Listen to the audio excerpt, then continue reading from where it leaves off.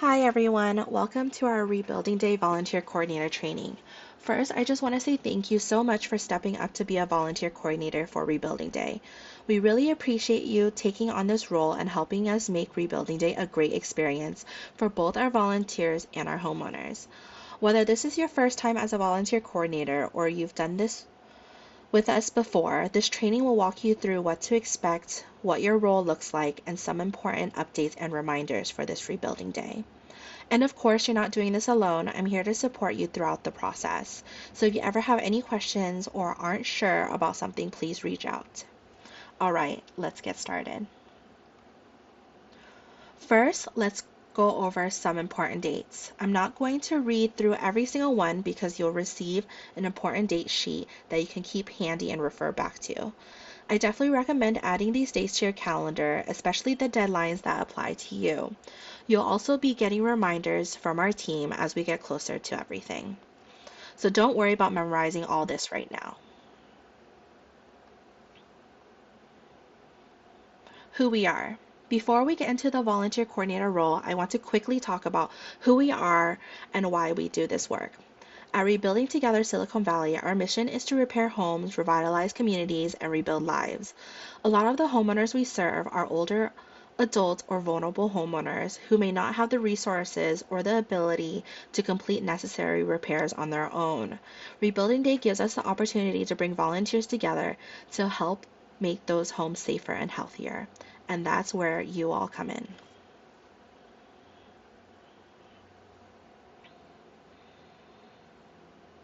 So, what exactly does a volunteer coordinator do? I think the easiest way to think about your role is that you're really there to manage the volunteer experience. Your house captain is focused on the project itself, the scope, construction, materials, and making sure the work gets completed. Your focus is on the people.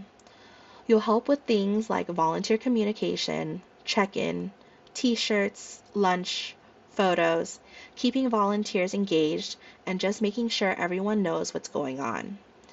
You'll also serve as a liaison between the volunteers, homeowner, and house captain. You definitely don't need to know how to do every repair happening at the home. If it's a project or construction question, that's a great question for your house captain. Your job is really to make sure volunteers and homeowners have a positive experience so your house captain can focus on leading the project.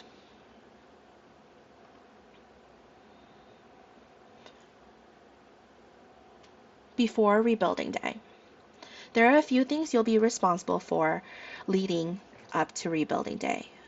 You'll participate in the project walkthrough, work with your house captain to figure out how many volunteers you'll need, help recruit and communicate with your volunteers, and pick up your volunteer coordinator materials. You'll also want to get familiar with your homeowner and their project before the actual day. A lot of this will happen over the weeks leading up to Rebuilding Day, and I'll be sending you information reminders along the way. So again, you don't need to figure everything out on your own.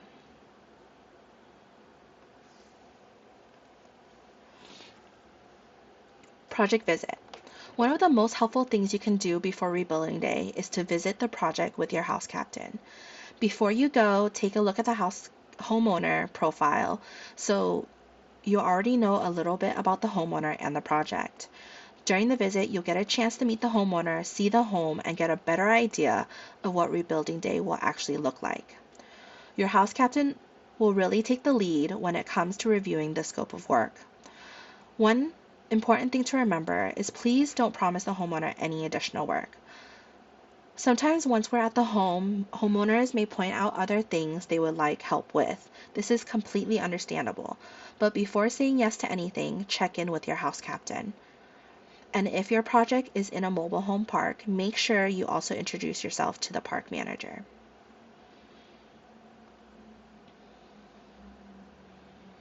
Next is volunteers. You'll work with your house captain to determine how many volunteers you'll need based on your project scope.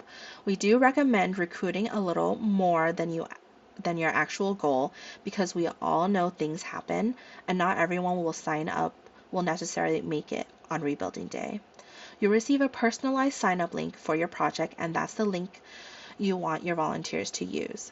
As people register, you'll be able to monitor your roster and see where you're at with your numbers. A quick reminder about youth volunteers. Volunteers must be at least 14 years old. Volunteers ages from 14 to 17 will need a parent or guardian signed waiver, and we require one accompanied adult for every 5 minors. Minors also cannot use power tools. If you have a situation you're not sure about, just reach out and we'll figure it out together. Your sign-up link. This is what your volunteer sign-up page will look like. There are 2 sections I really want you to be familiar with. The first is the project information section. This is where your volunteers can find important information about your project, including where they're going, what they'll be doing, what they should bring, and other details about the day. The second is the waiver. Adult volunteers who register online will automatically be signing the waiver. For volunteers ages from 14 to 17 will need the additional parent and guardian signature. I do recommend opening your own link and looking through it before you send it out. That way, if volunteers have questions, you already know what information they're seeing.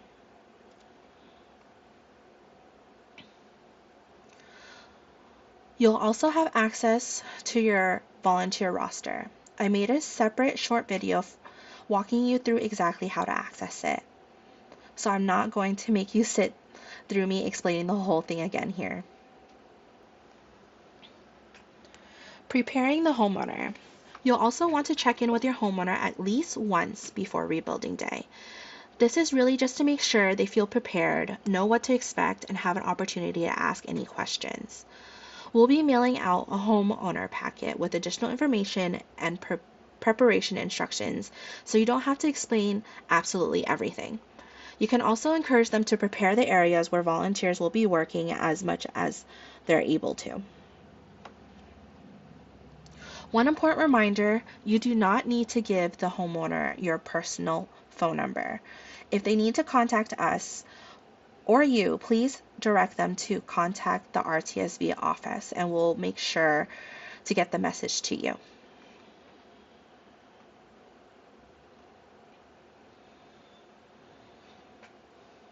Volunteer Coordinator Kit Pickup. Before rebuilding day, you'll come by the RTSV office to pick up your Volunteer Coordinator Kit.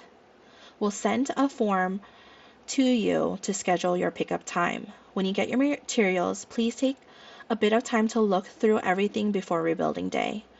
You don't want the morning of the event to be the first time you're opening your box and figuring out what's inside. You'll have your check-in materials, signage, safety information, and other items you'll need throughout the day. You'll also receive information about lunch pickup. When you pick up your lunch, please double check your sandwich count and make sure that you have everything you need before leaving, because we definitely do not want to discover you're missing a sandwich once everyone is hungry. Recommended items to bring. These next items are not required, but there are things that can make your rebuilding day a little easier and more comfortable. A folding table is great for your check-in station. A canopy can be really helpful for shade. Some groups will bring coffee or breakfast for the volunteers, and a portable speaker can be fun for keeping the energy up throughout the day. If you have an additional folding table available, that can also be useful for organizing supplies. RTSV will provide a water cooler jug, but you'll need to pick up water and ice on your way to the project. Basically, think about what would make the day comfortable and welcoming for your volunteers. Happy volunteers equal productive volunteers.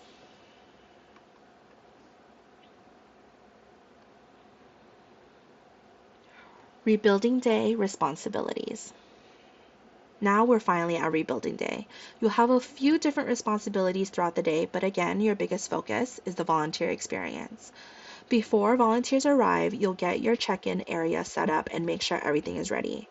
As volunteers arrive, you'll check them in, distribute t-shirts, name tags, and collect any necessary waivers and help answer questions. Throughout the day, you'll help keep volunteers engaged, Coordinate lunch, take photos, check in with the homeowner, and support your house captain as needed. You'll also help keep an eye on safety. If someone has a construction or project specific question, direct them to your house captain. If the homeowner asks about additional work, same thing, check in with your house captain before making any commitments. Photography. Photos are a big thing for us. We want you to take plenty of photos throughout rebuilding day. Before work starts, get photos of the entire house, the work area, and existing conditions. Throughout the day, get the volunteers in action, teamwork moments, homeowner interactions, and just those fun, candid moments that really show what rebuilding day is about. And of course, we want those after photos so we can see the transformation.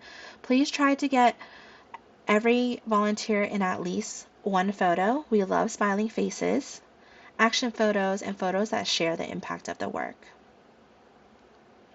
And when you can, make sure those RTSV logos are showing.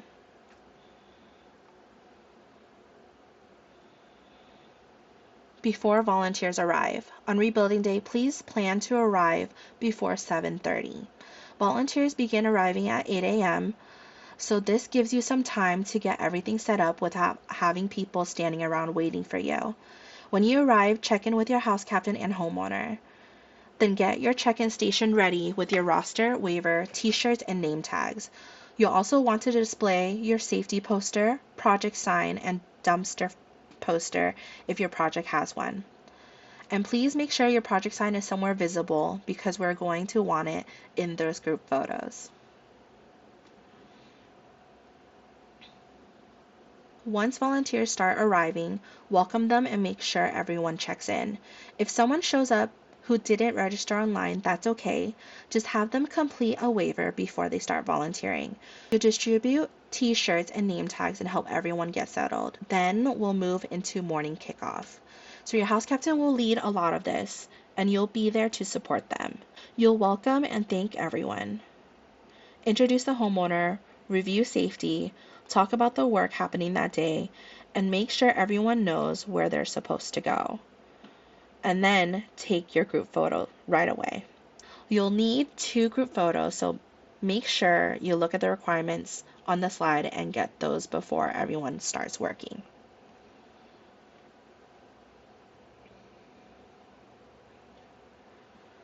During the day and wrap up.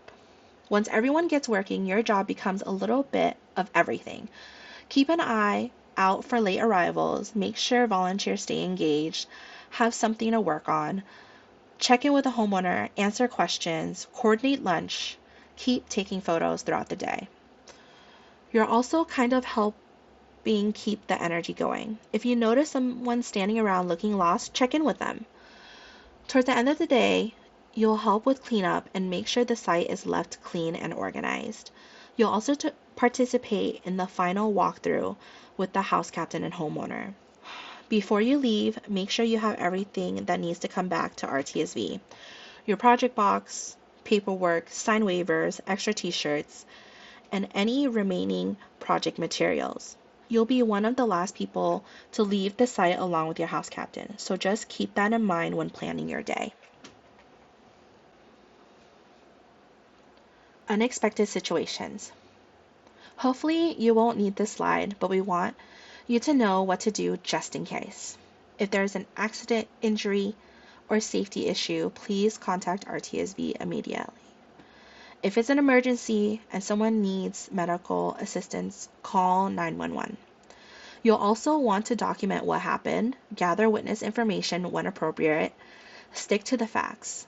You don't need to determine who's at fault or make assumptions about what happened. If there's threatening behavior, harassment, drug or alcohol use, or any other unsafe situation, notify your house captain and RTSV immediately. The safety of our homeowners and volunteers always come first. And really, if something happens and you're thinking, I don't know what I'm supposed to do, call us. We would rather have you reach out to us than try to figure out a serious situation by yourself.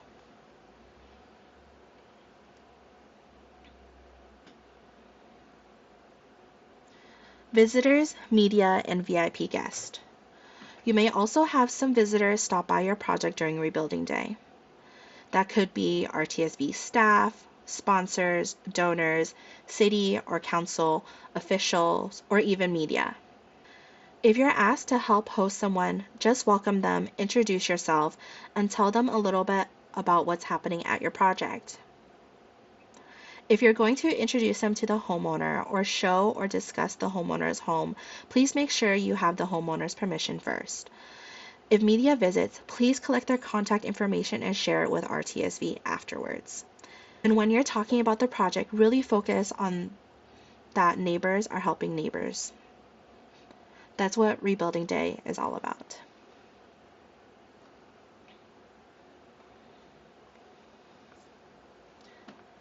After Rebuilding Day, please upload all of those wonderful photos you took to Flickr. I made a separate video showing you exactly how to do it, and you'll receive that along with your other resources.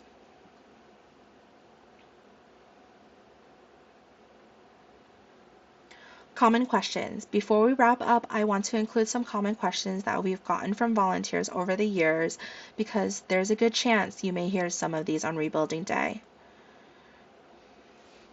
One question is whether a sponsor's contribution determines how much work we do on a home. The answer is no.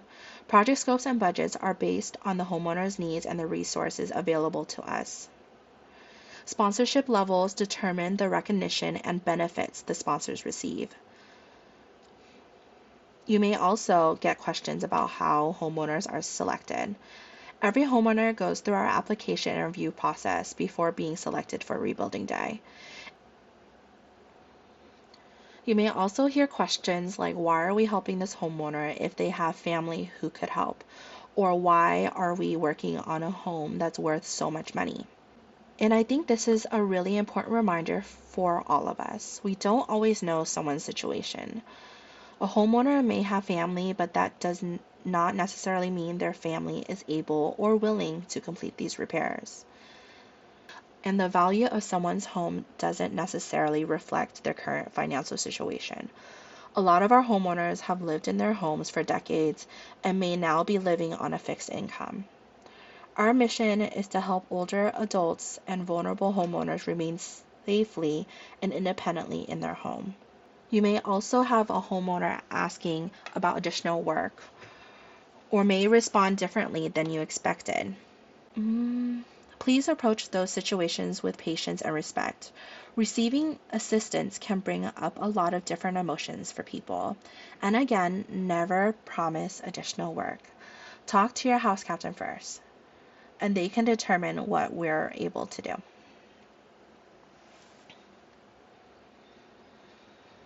And this brings us to the end.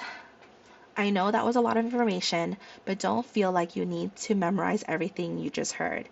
You'll have your volunteer coordinator leader handbook, important date sheet, and all the resources I'm sending you to refer back to. And most importantly, you have us.